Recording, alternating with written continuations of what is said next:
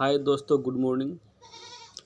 मैंने कल आप लोगों को यूरोप में राष्ट्रवाद चैप्टर से 20 ऑब्जेक्टिव हल किया था। आज फिर उसी यूरोप में राष्ट्रवाद से फिर आज 20 ऑब्जेक्टिव दूंगा, जो 21 नंबर से 40 नंबर तक होगा। नए दोस्तों हैं तो चैनल को सब्सक्राइब करें, लाइक, कमेंट और शेयर करें। ठीक है, फिर यूरोप में राष्ट्रवाद में चैप्टर में चलते हैं।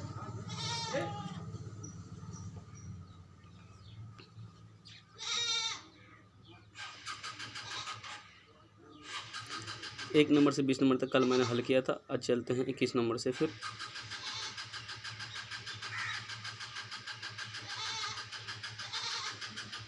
चलिए 21वां नंबर प्रश्न जो है आपको बता रहा हूँ। यूरोप वासियों के लिए किस देश का साहित्य एवं ज्ञान विज्ञान प्रेरणा स्रोत रहा? नंबर ए ऑप्शन है जर्मनी, नंबर बी है यूनान, नंबर सी है तुर्की, नंबर डी है इंग्लैंड। इसका सही आंसर होगा दोस्तों यूनान। यूरोप वासियों के लिए किस देश का साहित्य एवं ज्ञान विज्ञान प्रेरणा स्रोत रहा था? यूनान। बी, इसका सही आंसर क्या होगा? बी होगा यूनान। प्रेरणा स्रोत यूनान रहा था। चलिए अगला क्वेश्चन है 22 नंबर क्वेश्चन। युवा इटली संस्था का विकास किया किसने किया? ए नंबर में है मेजिनी ने, बी नंबर में है काउंट काबुल ने, सी नंबर में है गैरीबाल्डी ने, डी नंबर में है बिस्मार्क ने। इसका सही आंसर होगा दोस्तों मेजिनी। ए नंबर होगा इसका सही आंसर मेजिनी। युवा इटली संस्था का विकास किसने किया था? मेजिनी ने किया था, मेजिनी ने। चलिए 23 नंबर प्रश्न है। बिस्मार्क निम्न में से क्या था? बिस्मार्क निम्न में से क्या था? नंबर ए में कवि था, नंबर बी में नाटककार था, नंबर सी में संगीतज्ञ था, नंबर डी में कूटनीतिज्ञ था। इसका सही आंसर होगा दोस्तों मेरे हिसाब से कूटनीतिज्ञ इसका आंसर। बिस्मार्क निम्न में से क्या था? कूटनीतिज्ञ था। आइए फिर 24वां नंबर प्रश्न। सार्डिनिया पिडमाउंट का शासक कौन था? नंबर ए नेपोलियन तृतीय, number B count Cavour, number C Victor Emmanuel, number D William प्रथम। इसका सही आंसर होगा विक्टर एम्यूनियल। सार्डिनिया पिडमाउंट का शासक कौन था? विक्टर एम्यूनियल। चलिए फिर अगला प्रश्न में आते हैं 25 नंबर। यूनानी स्वतंत्रता आंदोलन के दौरान कौन ब्रिटिश कवि शहीद हुए? यूनानी स्वतंत्रता आंदोलन के दौरान कौन ब्रिटिश कवि शहीद हुए थे? नंबर ए में है लॉर्ड बायरन, नंबर बी में है कासुथ, नंबर सी में है फ्रांसिस डिक, नंबर डी में विलियम प्रथम।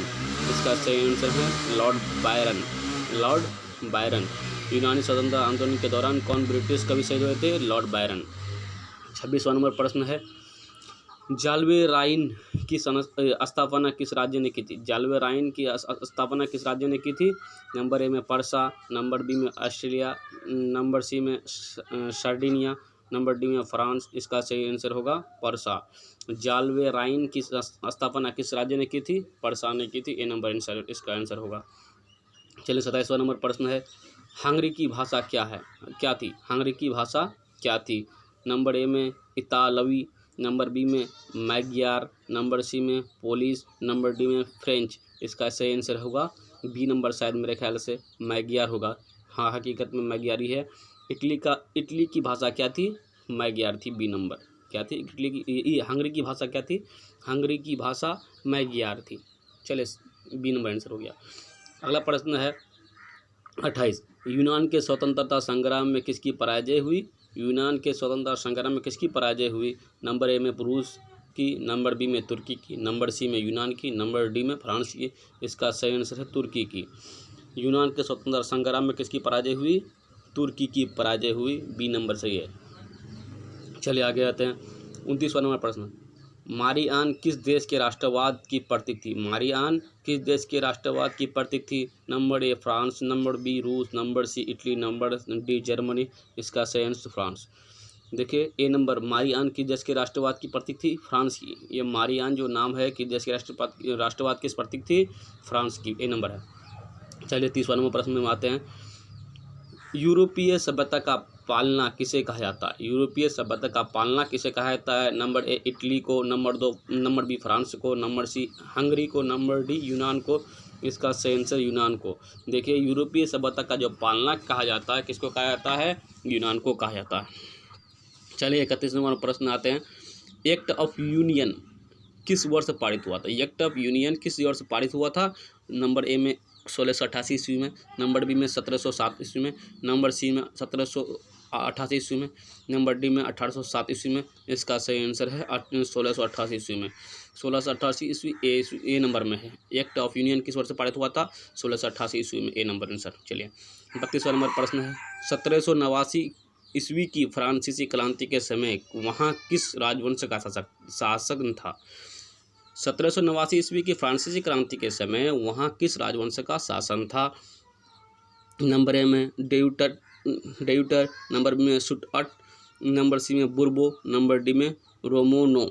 इसका सही आंसर होगा बुर्बो। सी नंबर से क्या है? बुर्बो होगा इसका। ठीक है, चलिए 33वां नंबर प्रश्न, नेपोलियन संहिता किस वर्ष लागू की गई थी?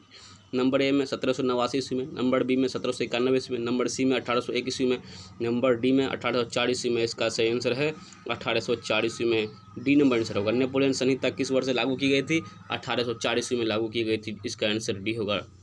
चलिए 34 नंबर प्रश्न है, जर्मनी के एकीकरण के लिए बिस्मार्क ने कितने युद्ध किए थे? जर्मनी का एकीकरण जो हुआ था बिस्मार्क, उसमें कितना युद्ध किए थे वो उसके बारे में बताना है।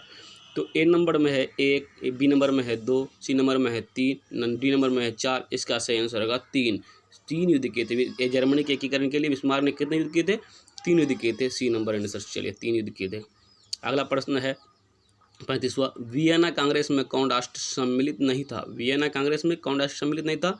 नंबर ए में ब्रिटेन, नंबर बी में रूस, नंबर सी में फ्रांस, नंबर डी में जर्मनी। इसका सही आंसर होगा जर्मनी।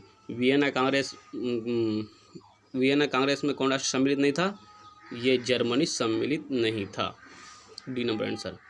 चलिए वियना कांग्रेस में पवित्र संघ की योजना किसने प्रस्तुत की थी? वियना कांग्रेस में पवित्र संघ की योजना किसने प्रस्तुत की थी? रूस ने। देखिए बी नंबर ए नंबर होगा रूस में। रूस ने क्या किया था? पवित्र प्रस्तुत किया था, पवित्र संघ प्रस्तुत किया था रूस ने। बी ब्रिटेन, फ्रांस ने, ऑस्ट्रिया ने। तो कौन सा आंसर होगा सही? ए होगा रूस ने। चलिए अगला प्रश्न आते हैं, यंग इटली के संस्थापक कौन थे? यंग इटली के संस्थापक कौन था? नंबर ए में Gioberti, number B Cavour, number C Mazzini, number D Garibaldi. इसका सही आंसर होगा मेजिनी। यंग इटली के संस्थापक कौन था? मेजिनी था। सी नंबर आंसर मेजिनी। चलिए 38वां प्रश्न, फ्रांस के किस राजा ने कहा था अंग्रेजी राजा की भांति शासन करने की अपेक्षा लकड़ी काटना अधिक पसंद करूंगा? कौन सा राजा ने ये कहा था? ये किसने किया था? फ्रांस के किस राजा ने कहा था अंग्रेजी राजा के भांति शासन करने की अपेक्षा लकड़ी काटना अधिक पसंद करूंगा? नंबर ए में लुई 16वां ने, नंबर बी में नेपोलियन पापा ने, नंबर सी में लुई नेपोलियन ने, नंबर डी में चार्ल्स दसम ने। नंबर डी चार्ल्स दसम। किसने किया था? किसने कहा था ये बात? चार्ल्स दसम ने कहा था। नंबर 39वां प्रश्न है, पर्सा का शासक कौन था? पर्सा का शासक कौन था? नंबर ए में नेपोलियन बोनापार्ट, नंबर बी में नेपोलियन तृतीय, नंबर सी में विक्टर एमिनियल, नंबर डी में विलियम प्रथम। इसका सही आंसर विलियम प्रथम। पर्सा का शासक कौन था? विलियम प्रथम था। पर्सा का शासक कौन था? विलियम प्रथम। डी नंबर होगा। चलिए 40वां प्रश्न है, यूरोप का मरीज किसे कहा जाता है? यूरोप का मरीज किसे कहा जाता था? यूरोप का मरीज किसे कहा जाता था? तुर्की को कहा जाता था। नंबर ए रूस को, नंबर 2 जर्मनी को, नंबर तुर्की को, नंबर 3 नंबर डी यूनान को। इसका सही आंसर होगा तुर्की को। यूरोप का मरीज किसे कहा जाता था? तुर्की को यूरोप का मरीज कहा जाता था। नए दोस्तों हैं तो चैनल को सब्सक्राइब करें और शेयर करें, लाइक कमेंट करें। ठीक है, आज के लिए यहीं तक। शुक्रिया।